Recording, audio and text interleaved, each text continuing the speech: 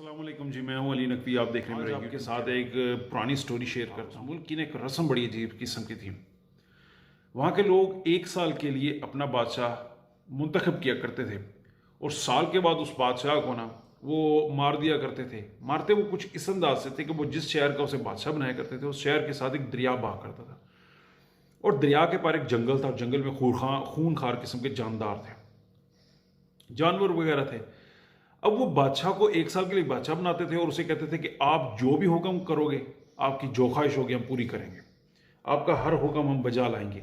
लेकिन जब बादशाह एक साल गुजार लेगा, एक साल के बाद वो उसे कश्ती में डाल के जंगल की दूसरी तरफ रवाना कर देते थे जहाँ पर खूनखार किस्म के जानवर उसे खा जाते थे। वक्त गुजरता जाता है, कोई भी इस मुल्क का बादशाह बनने को तैयार नहीं होता।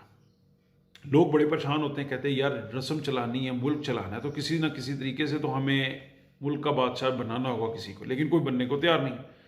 बादशाह बनाने के लिए शहर के सदर दरवाजे पर जमा होते हैं और कहते हैं कि किसी राहगीर से पूछते हैं अगर वो हमारे मुल्क का बादशाह बन जाए। आते जाते हर राहगीर से पूछते हैं, लेकिन कोई भी जब शर्तें सुनता है तो वो कोई भी बनने को तैयार नहीं। कहते एक साल की ज़िंदगी के लिए मैं अपनी सारी ज़िंदगी को क्यों जोखिम में डालूं। इंतज़ार करते रहते हैं जी। वहाँ से एक ना अल्लाह वाला बंदा गुजरता है, वो उसे कहते हैं आप हमारे मुल्क का ना बादशाह बन जाओ और हमारे मुल्क के ना बादशाह बनने के बाद आप जो भी ख्वाहिश करोगे, जो हुक्म करोगे, हम आपका हुक्म भी मानेंगे, आपकी ख्वाहिश भी पूरी करेंगे।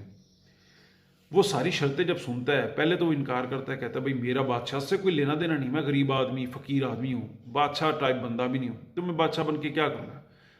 लेकिन उनके इसरार करने पर, उन्हें बताने पर वो मान जाता है। वो कहता है ठीक है, जैसे मैं कहूँगा आप वैसे करोगे। कहते हैं बिल्कुल जी, एक साल जो भी आप हुक्म करोगे हम करेंगे। वो बंदा शहर में दाखिल होता है, उस मुल्क का मुआयना करता है, शहर का मुआयना करता है। क्या देखता है कि शहर में बहुत गुर्बत है, लोगों के पास घर नहीं है, रहने कोई घर नहीं है, खाने के लिए उनके पास अच्छी खुराक नहीं है, नौकरी कारोबार करता है जी कि पहला हुक्म देता है कि दरिया के पार जो जंगल है, इस जंगल को काटो, इस जंगल की सारी लकड़ी से घर बनाओ और जंगल की ज़मीन के ऊपर ना सारे खेत जो हैं वो खेत आप तैयार करो और खेती बाड़ी के लिए इसे तैयार करो। जितने भी जानवर हैं, जानवरों को कैद करो, कैद करके इनको चिड़ियाघर बना दो। आहिस्ता आहिस्ता आहिस्ता सारा काम शुरू। फिर वो क्या हुक्म देता है कि जितने भी शहर में गरीब लोग हैं, इन सबको उस जंगल में बने हुए घरों में आबाद करो और इन्हें खेत दो और वहाँ पर इन्हें काम पर लगा दो। वक्त गुजर जाता है, एक साल गुजर जाता है, सारे लोग आते हैं, आके कहते हैं बादशाह सलामत, आपका वक्त गुजर गया, आप तो बड़ी बेवकूफ़ किस्म के बादशाह निकले। एक साल आपको मिला था, आपने उस एक साल में भी अपने लिए कुछ हासिल नहीं किया। सारा साल आप मेहनत करते रही हो। इससे पहले जितने भी बादशाह आए हैं वो घर बनवाते थे, महल बनवाते थे, औरतें चाहते थे, हीरा जवाहरात इकट्ठे करते थे। आप एक दिन भी आपने ज़िंदगी में किसी भी चीज़ का लुत्फ़ नहीं उठाया और आपका साल भी गुजर गया। आपकी तो ज़िंदगी बेकार है। रस्म के मुताबिक अब हम आपको क्या करेंगे जी, कश्ती में डालेंगे और हम आपको जंगल की तरफ रवाना कर देंगे। आगे आपकी किस्मत, आप बचो या मरो। यहाँ पर जब वो दरिया को भेज रहे होते हैं ना कश्ती में डाल के, तो इस शहर में बहुत कम लोग रह चुके होते हैं, लेकिन आगे इस्तकबाल करने वाले बहुत बड़ी कसीर तादाद इस्तकबाल करने के लिए खड़ी होती है और वहाँ का वो मुस्तकिल बादशाह बनने जा रहा होता है। वहाँ पहुँचता है, सारे का इस्तकबाल करते हैं, उसे हमेशा के लिए बादशाह। तो इस कहानी को सुनाने का मकसद क्या है? कहानी को सुनाने का सिंपल और सादा मकसद ये है कि दो बादशाह गुजरे हैं, एक हांगकांग का बादशाह और एक हमारे मियाँ साहब, हमारे पाकिस्तान के बादशाह। मियाँ साहब ना को जी सियासतदान कह लें।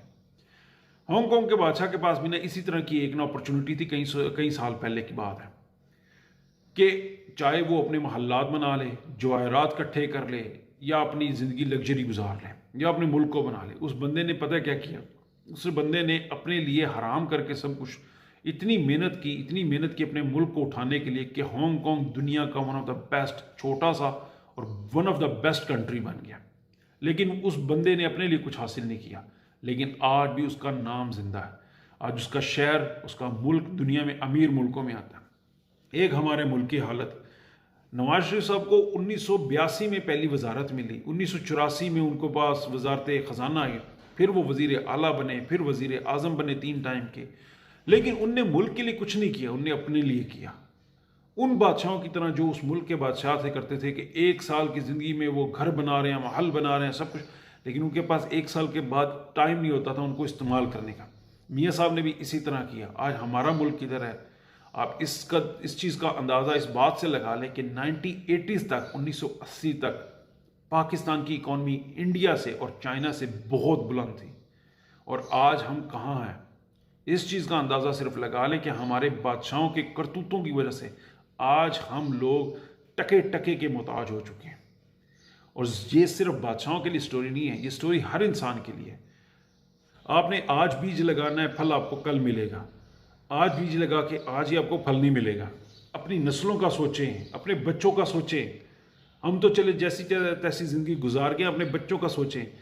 कौम के बच्चों का सोचो। ये कौम के बच्चे, अगर ये मुल्क है तो आप हो, अगर ये मुल्क ना रहा ना तो आप भी किसी काम के नहीं रहोगे। आपको दूसरे मुल्क में तो कोई चपड़ासी रखना पसंद नहीं करेगा, जो आप बड़ी बड़ी लग्जरी गाड़ियों में यहाँ वज़ीर गुजरा बन के घूम रहे हो ना, नखरे से और आकड़ से।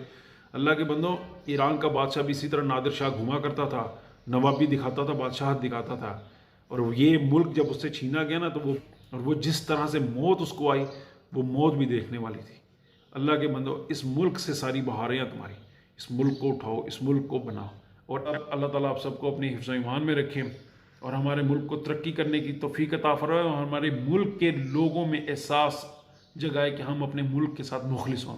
इंशाल्लाह किसी और वीडियो के साथ फिर आपके पास हाजिर होंगे। जब तक के लिए इजाज़त दे, अल्लाह।